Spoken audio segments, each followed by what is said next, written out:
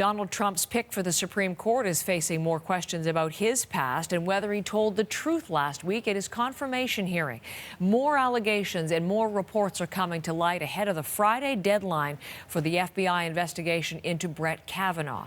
Lindsay Duncombe is back on that story from Washington today. Where do things stand? Investigating everything they can, we hear, but a finite time period. Lindsay.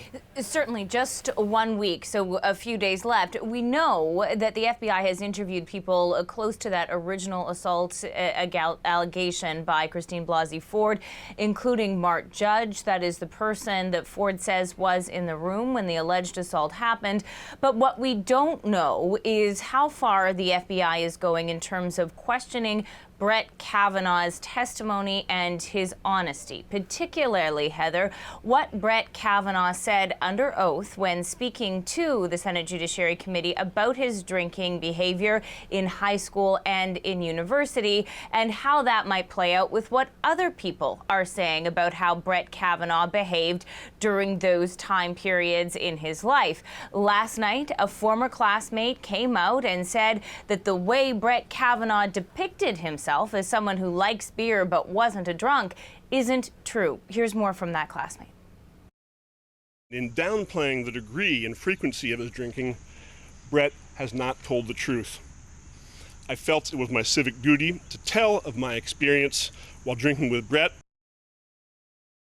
So on the same time as the investigation is happening, we have this real media spectacle where people who know Brett Kavanaugh are coming out and saying that he's being blasted by the Democrats, and those who have other stories that are contrary to that are also coming out to speak. One of these stories that is getting a lot of play this morning is that the police, while Brett Kavanaugh was in university, questioned him about a bar fight. The specifics of the bar fight were that Kavanaugh was accused of throwing ice at someone. That had the press secretary on Twitter calling the Democrats, presumably behind the New York Times, as being desperate. So really, there are two things going on. There's the official investigation, and we don't know a lot about that.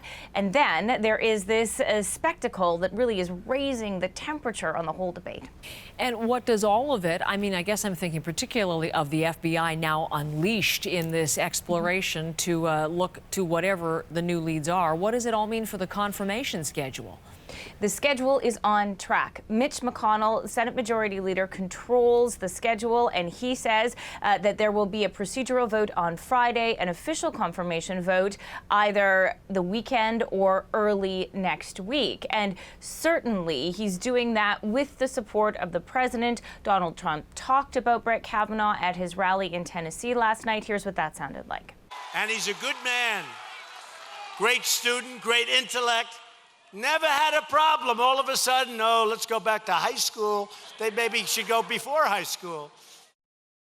But, Heather, what the president thinks about how this is playing out, even what Mitch McConnell thinks about how this is playing out, does not matter, because the vote comes down to 4 undecided senators: Jeff Flake, Joe Manchin, Lisa Murkowski, Susan Collins, and they will look at the FBI investigation. They will look at what is being emerged in the media, and ultimately they'll be the ones to make the call. Is Brett Kavanaugh worthy of being on the Supreme Court bench?